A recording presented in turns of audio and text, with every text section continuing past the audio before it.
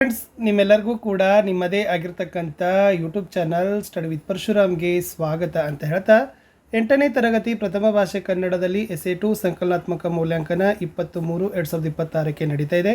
ಪ್ರಥಮ ಭಾಷೆ ಕನ್ನಡದಲ್ಲಿ ಈ DSCRT ಅವರ ಅಂಕ ಹಂಚಿಕೆ ಆಧಾರದ ಮೇಲೆ ನಾವು ಪ್ರಾಕ್ಟೀಸ್ ಪೇಪರ್ 1ಅನ್ನು ಪ್ರಶ್ನೆ ಸಂಖ್ಯೆ ನಿಮಗೆ 17ವರೆಗೂ ಕೂಡ ನಾನು ಲಾಸ್ಟ್ ಪ್ರೀವಿಯಸ್ ವಿಡಿಯೋದಲ್ಲಿ ಹಾಕಿದ್ದೆ.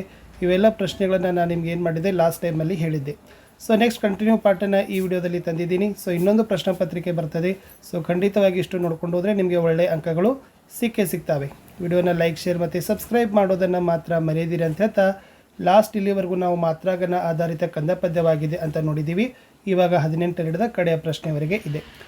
ನಿಮಗೆ ಗಾದೆ ಮಾತನ್ನು ವಿಸ್ತರಿಸಿ ಬರಲಿಕ್ಕೆ ಕೇಳ್ತಾರೆ. ಇಲ್ಲಿ 2 ಗಾದೆ ಮಾತಿತ್ತು. ಒಂದೇದು ಕೋಪದಲ್ಲಿ ಕೊಯ್ದ ಮೂಗು ಮತ್ತೆ ಬಂದಿತೆ ಅಂತ ಇದೆ. ವಿಡಿಯೋದ ಡಿಸ್ಕ್ರಿಪ್ಷನ್ ಬಾಕ್ಸ್ನಲ್ಲಿ DSCRT ಅವರು ರಿಲೀಸ್ ಮಾಡಿರ್ತಕ್ಕಂಥ ಎಲ್ಲ ವಿಷಯಗಳ ಕ್ವಶನ್ ಪೇಪರನ್ನು ಹಾಕಿದ್ದೀನಿ. ಅದನ್ನು ನೋಡಿ ಈ ಪ್ರಾಕ್ಟೀಸ್ ಪೇಪರನ್ನು ಸಹಿತ ಪ್ರಾಕ್ಟೀಸನ್ನು ಮಾಡಿ. ಯಾವುದೇ ಗಾದೆ ಮಾತನ್ನು ಕೊಟ್ಟಾಗ ಆ್ಯಸ್ ಇಟ್ ಈಸ್ ಆಗಿ ಬರೀರಿ. ಗಾದೆ ಮಾತು ಹಿರಿಯರ ಅನುಭವದ ನುಡಿಮುತ್ತುಗಳು. ಕನ್ನಡದ ಪ್ರಸಿದ್ಧ ಗಾದೆ ಮಾತಿನಲ್ಲಿ ಅವ್ರು ಕೊಟ್ಟಿರ್ತಕ್ಕಂಥ ಗಾದೆ ಮಾತು ಬರೀರಿ.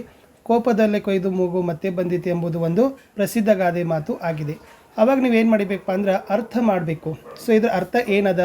ಕೋಪದ ಸಮಯದಲ್ಲಿ ಯೋಚನೆ ಮಾಡದೆ ಮಾಡಿದ ತಪ್ಪನ್ನು ನಂತರ ಸರಿಪಡಿಸಲು ಸಾಧ್ಯವಾಗುವುದಿಲ್ಲ ಎಂಬುದನ್ನು ಈ ಗಾದೆ ಮಾತು ಹೇಳುತ್ತದೆ. ಒಮ್ಮೆ ಮಾಡಿದ ತಪ್ಪು ಅಥವಾ ನಷ್ಟವನ್ನು ಮತ್ತೆ ಹಿಂದಕ್ಕೆ ತರುವುದಕ್ಕೆ ಸಾಧ್ಯವಿಲ್ಲ. ಇದು ಇತ್ತು. ಇನ್ನು ವಿವರಣೆಯಲ್ಲಿ ಏನು ಮಾಡಬೇಕಂದ್ರೆ, ಏನಾದರೂ ಉದಾಹರಣೆಯನ್ನು ನೀವು ಏನು ಮಾಡಬೇಕಪ್ಪ ಅಂದರೆ ತೆಗೆದುಕೊಂಡು ಬರೀಬೇಕು. ಮಾನವನಿಗೆ ಕೋಪ ಬಂದಾಗ ಅವನು ಆಲೋಚನೆ ಮಾಡದೆ ತುರ್ತು ನಿರ್ಧಾರಗಳನ್ನು ತೆಗೆದುಕೊಳ್ಳುತ್ತಾನೆ. ಆ ಸಮಯದಲ್ಲಿ ಮಾಡಿದ ಕಾರ್ಯಗಳು ಅವನಿಗೆ ಇತರರಿಗೆ ಹಾನಿ ಮಾಡಬಹುದು. ನಂತರ ಕೋಪ ತಣಿದ ಮೇಲೆ ಅವನು ಮಾಡಿದ ತಪ್ಪನ್ನು ಅರಿಯುತ್ತಾನೆ. ಆದರೆ ಆಗಾಗಲೇ ನಷ್ಟ ಸಂಭವಿಸಿರ್ತದೆ. ಉದಾಹರಣೆ, ಕೋಪದಲ್ಲಿ ಮಾತನಾಡಿದ ಕಠಿಣ ಮಾತುಗಳಿಂದ ಸ್ನೇಹ ಅಥವಾ ಸಂಬಂಧ ಹಾಳಾಗಬಹುದು.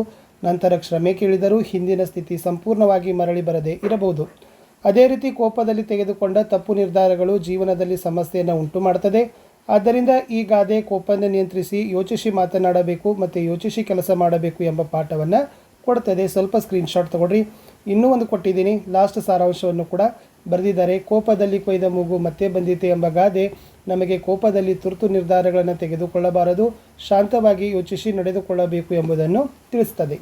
ಅದೇ ತನಗೆ ಇನ್ನೊಂದು ಗಾದೆ ಮಾತು ಕೊಟ್ಟಿತ್ತು, ಆಚಾರವೇ ಸ್ವರ್ಗ ಅನಾಚಾರವೇ ನರಕ. ಇದು ಕೂಡ ವೆರಿ ಮೋಸ್ಟ್ ಇಂಪಾರ್ಟೆಂಟ್ ಗಾದೆ ಮಾತು. ಫಸ್ಟ್ ಬರೀರಿ, ಒಳ್ಳೆಯ ಆಚಾರ ವಿಚಾರಗಳು ಇದ್ದರೆ ಜೀವನ ಸ್ವರ್ಗದಂತೆ ಸುಖಕರವಾಗ್ತದೆ.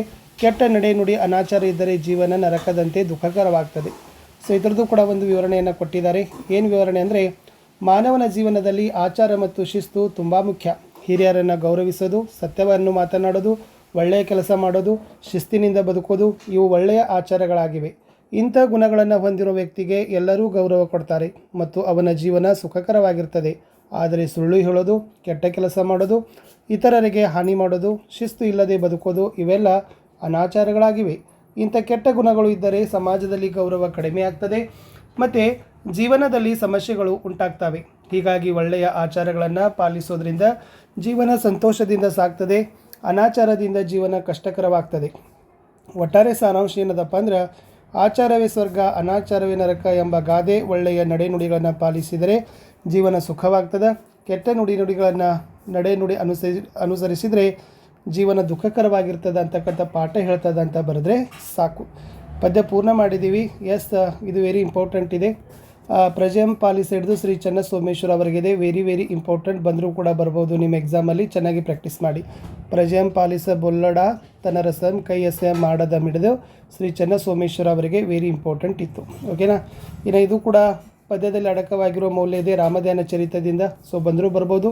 ಪರಮಧಾನ್ಯದೊಳಿಬ್ಬರೇ ಇವರಿರಲಿ ಸೆರೆಯೊಳಗಾರು ತಿಂಗಳು ವಿಭೀಷಣಗೆ ಅಂತ ನಿಮ್ಮ LBದಲ್ಲಿರ್ತಕ್ಕಂಥ ಒಂದು ಮೌಲ್ಯಾಧಾರಿತ ಸಾರಾಂಶದ ಪದ್ಯ ಇತ್ತು. ಇಲ್ಲಿ ಏನು ಹೇಳಿದ್ದಾರೆ ಅಂದರೆ, ಇದು ಕನಕದಾಸರು ಬರೆದಿರುವ ರಾಮಧಾನ್ಯ ಚರಿತೆ ಕೃತಿಯಿಂದ ಆರಿಸಿದ ರಾಮಧಾನ್ಯ ಚರಿತೆ ಪದ್ಯಪಾಠದಿಂದ ಆರಿಸಲಾಗಿದೆ. ರಾಮನು ಅಕ್ಕಿ ಮತ್ತು ರಾಗಿಯ ಗುಣಗಳನ್ನು ಪರೀಕ್ಷಿಸಲು ಅವುಗಳನ್ನು 6 ತಿಂಗಳು ಸೆರೆಮನೆಗೆ ಹಾಕಲು ಹೇಳಿದ. 6 ತಿಂಗಳಲ್ಲಿ ಹಿರಿದು ಕಿರಿದು ಎಂಬುದರ ಪೌರುಷವನ್ನು ಅರಿಯಬಹುದೆಂದು ರಾಮನ ಉದ್ದೇಶ.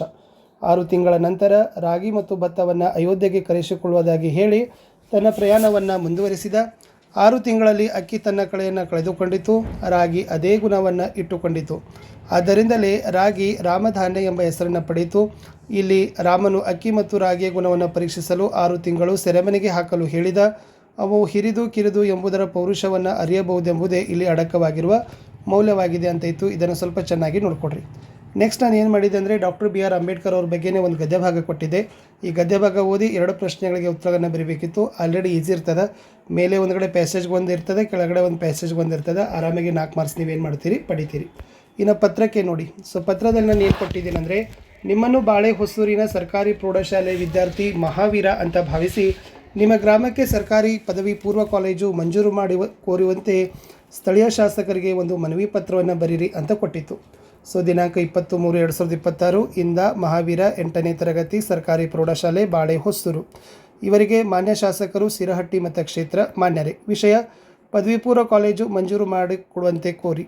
ಸೊ ವಿಷಯ ಮೇಲಿನ ವಿಷಯಕ್ಕೆ ಸಂಬಂಧಿಸಿದಂತೆ ತಮ್ಮಲ್ಲಿ ವಿನಂತಿಸಿಕೊಳ್ಳುವುದೇನೆಂದರೆ, ನಮ್ಮ ಊರಿನ ಪ್ರೌಢಶಾಲೆಯಲ್ಲಿ 100ಕ್ಕಿಂತ ಹೆಚ್ಚು ಮಕ್ಕಳು 10ನೇ ತರಗತಿಯಲ್ಲಿ ಓದುತ್ತಿದ್ದು ಮುಂದಿನ ವ್ಯಾಸಂಗಕ್ಕೆ ಪದವಿ ಪೂರ್ವ ಕಾಲೇಜು ಇಲ್ಲದೇ ಇರುವುದರಿಂದ ಶಾಲೆ ಬಿಡುವವರ ಸಂಖ್ಯೆ ಹೆಚ್ಚಾಗಿದೆ.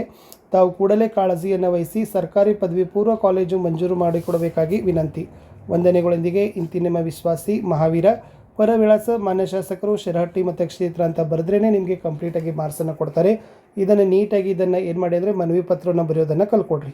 ಇನ್ನು ಲಾಸ್ಟ್ ನಿಮಗೆ ಪ್ರಬಂಧ ಇದೆ. ಸೊ ಲಾಸ್ಟ್ ಅವರೇ ಒಂದು ಕೊಟ್ಟಿರ್ತಕ್ಕಂಥ ಪ್ರಬಂಧ 2 ಇದ್ದಾವೆ. ಒಂದು ಪರಿಸರ ಸಂರಕ್ಷಣೆಯಲ್ಲಿ ವಿದ್ಯಾರ್ಥಿಗಳ ಪಾತ್ರ, ಒಂದು ರಾಷ್ಟ್ರೀಯ ಹಬ್ಬಗಳು. ಇದರಲ್ಲಿ 3 ಸ್ಟೆಪ್ಸ್ ಬರೀಬೇಕು. ಪ್ರಸ್ತಾವನೆ ಬರೀಬೇಕು, ವಿಷಯದ ನಿರೂಪಣೆ ಬರೀಬೇಕು, ಉಪಸಂಹಾರ ಬರೀಬೇಕು.